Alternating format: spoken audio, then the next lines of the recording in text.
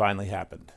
Less than 3.5 weeks after that first debate exposed the fact not just that Joe Biden had lost it, but that it was impossible to hide. Everyone who had been hiding it and denouncing those of us who were pointing it out turned to telling him he had to drop. Quietly at first, privately, but the campaign expanded and expanded. Finally on Sunday, bizarrely, he tweeted out a letter stating that he was standing down.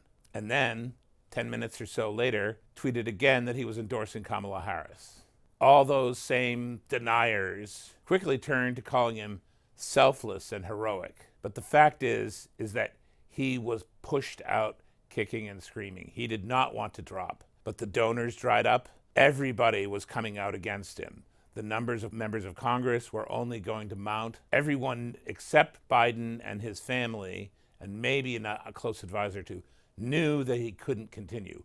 As we said the night of the debate, his political career ended then. It was harsh. It was mean. It was necessary for the party and in some ways for the country.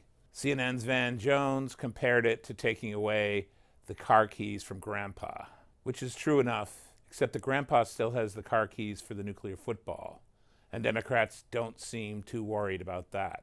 Whether that will change, we'll see. Immediately, pretty much everybody in the party began to rally around Harris. It now looks like she's a breeze to the nomination. We're told that those who haven't yet endorsed her will soon. They just didn't want to make it look like a cabal had just engineered a switch, even though that kind of is what just happened. Again, it was necessary. Somebody had to do it. They were the people with the responsibility to.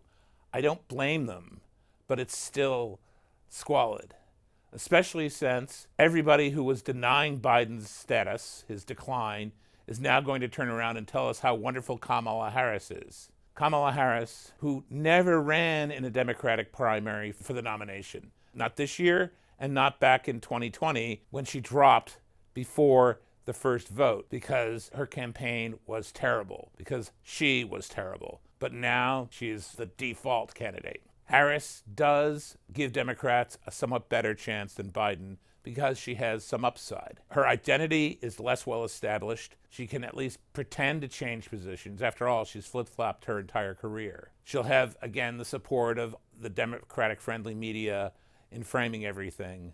We're already being told, oh, she's been great since she finally took up abortion as her main issue, forgetting about the fact that she's also tied to the border disaster.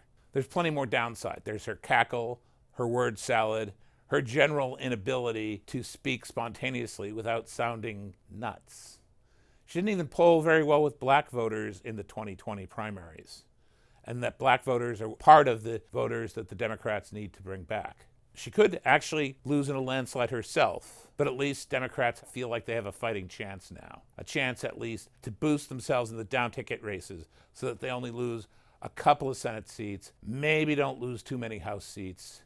We'll see.